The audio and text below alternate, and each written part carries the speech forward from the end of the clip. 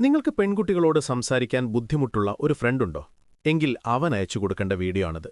ഈ വീഡിയോയിൽ പെൺകുട്ടികൾക്ക് നമ്മളോട് എങ്ങനെ ആകർഷണം തോന്നുന്നു എന്നും നമ്മളൊട്ടും ട്രൈ ചെയ്യാതെ തന്നെ എങ്ങനെ അവരെ അട്രാക്റ്റ് ചെയ്യാമെന്നും ഞാൻ പറഞ്ഞുതരാം. ഇതൊരു മാജിക്കല്ല, സൈക്കോളജിയാണ്. First one, the invisible magnet principle. ഭൂരിഭാഗം ആണുങ്ങളും വിചാരിക്കുന്നത് പെൺകുട്ടികളെ ഇംപ്രസ് ചെയ്യാൻ നമ്മൾ കുറേ കഷ്ടപ്പെടണം, പുറകെ നടക്കണം എന്നൊക്കെയാണ്. പക്ഷെ സത്യമെന്താണെന്നോ? നിങ്ങൾ എത്രത്തോളം പുറകെ നടക്കുന്നുവോ അത്രത്തോളം നിങ്ങളുടെ വാല്യൂ കുറയും. സൂര്യൻ ഒരിക്കലും ഗ്രഹങ്ങളോട് എന്നെ ചുറ്റൂ എന്ന് അപേക്ഷിക്കാറില്ല. സൂര്യൻ അവിടെ വെറുതെ നിൽക്കുന്നു, മറ്റുള്ളവ അതിലേക്ക് ആകർഷിക്കപ്പെടുന്നു. ഇതുപോലെയാണ് ഹൈ വാല്യൂ മെൻ. അവരൊട്ടും കഷ്ടപ്പെടുന്നില്ല, അവരുടെ ആ ഒരു പ്രസൻസ് മാത്രം മതി. പെൺകുട്ടികൾ ചിന്തിക്കും, ഇവനെന്താ മറ്റുള്ളവരെ പോലെയല്ലല്ലോ, ഇവനെന്താ എന്റെ പുറകെ വരാത്തത്?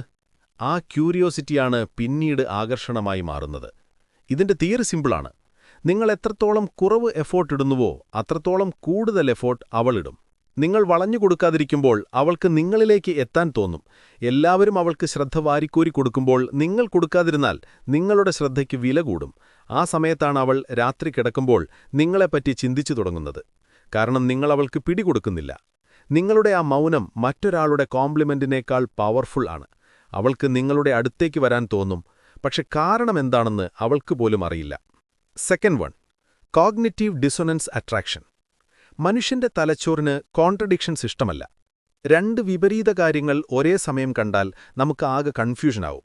ആ ടെൻഷനാണ് ഇമോഷണൽ എനർജി. ഇതെങ്ങനെ യൂസ് ചെയ്യാം എന്ന് നോക്കാം. പെൺകുട്ടികളോട് പെരുമാറുമ്പോൾ ഒരേ സമയം രണ്ട് ഫീല് കൊടുക്കുക. ആദ്യം നല്ല സ്നേഹത്തോടെ സംസാരിക്കുക, പെട്ടെന്നൊരു ചെറിയ ചലഞ്ച് ഇടുക. ഉദാഹരണത്തിന്, നിന്നോട് സംസാരിക്കാൻ നല്ല രസമാണ്, പക്ഷേ ഒരു വീക്കെൻഡ് മുഴുവൻ എന്റെ എനർജി താങ്ങാൻ നിനക്ക് പറ്റുമോ എന്നെനിക്കറിയില്ല. ഇവിടെ അവൾക്ക് നല്ലൊരു കോംപ്ലിമെന്റും കിട്ടി, കൂടെ ഒരു ചലഞ്ചും കിട്ടി. അവളുടെ തലച്ചോറിന് നിങ്ങളെ ഒരു ബോക്സിലാക്കാൻ പറ്റില്ല. ഇവൻ എന്നെ ഇഷ്ടമാണോ അതോ അല്ലേ എന്ന് ചിന്ത അവളെ കുഴപ്പിക്കും.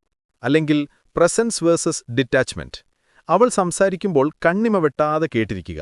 അവൾക്ക് സ്പെഷ്യൽ ഫീല് വരും. പെട്ടെന്ന് സംസാരത്തിനിടയിൽ നിങ്ങൾ പുറകോട്ട് ചാരി ഫോണോ മറ്റോ നോക്കുക. ആ ഒരു മാറ്റം അവളെ അസ്വസ്ഥയാക്കും.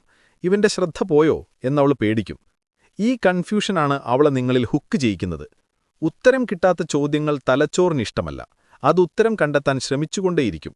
അതായത് അവൾ നിങ്ങളുടെ പുറകെ വന്നുകൊണ്ടേയിരിക്കും. ഇനി ഇത് എങ്ങനെ പ്രാക്ടിക്കലായി ചെയ്യാം? ഒരിക്കലും ഡയറക്റ്റായി ഓർഡർ കൊടുക്കരുത്. എനിക്ക് മെസ്സേജ് അയക്ക് എന്ന് പറയുന്നതിന് പകരം ഇങ്ങനെ പറയുക. സാധാരണ ഇങ്ങനെ നല്ലൊരു വൈബ് കിട്ടിയാൽ ആളുകൾക്ക് പിന്നെയും സംസാരിക്കാൻ തോന്നും. ഇവിടെ നിങ്ങൾ അവളോട് മെസ്സേജ് അയക്കാൻ പറഞ്ഞില്ല, പക്ഷേ ആ ചിന്ത അവളുടെ തലയിൽ ഇട്ടുകൊടുത്തു. ഇതാണ് എംബഡഡ് കമാൻഡ്സ്. മറ്റൊരു ഉദാഹരണം. അവൾ നിങ്ങളുടെ കൂടെ നിൽക്കാൻ തീരുമാനിക്കുമ്പോൾ, ഓ, നീ പോകുമെന്ന് കരുതി, പക്ഷേ നീ ഇവിടെ നിൽക്കാൻ തീരുമാനിച്ചു, കൊള്ളാം. ഇവിടെ നീ തീരുമാനിച്ചു എന്ന് നിങ്ങൾ ലേബൽ ചെയ്യുകയാണ്. അപ്പോ അവൾ വിചാരിക്കും, ശരിയാണ്, ഞാൻ എന്റെ ഇഷ്ടപ്രകാരമാണ് നിൽക്കുന്നത്. സ്വന്തം ഇഷ്ടപ്രകാരം ചെയ്യുന്ന കാര്യങ്ങളെ ആളുകൾ കൂടുതൽ ന്യായീകരിക്കും. ഞാൻ എന്തിനാ ഇവന്റെ കൂടെ നിൽക്കുന്നത്, എനിക്കിവനെ ഇഷ്ടമാണ് എന്നവൾ സ്വയം പറയും.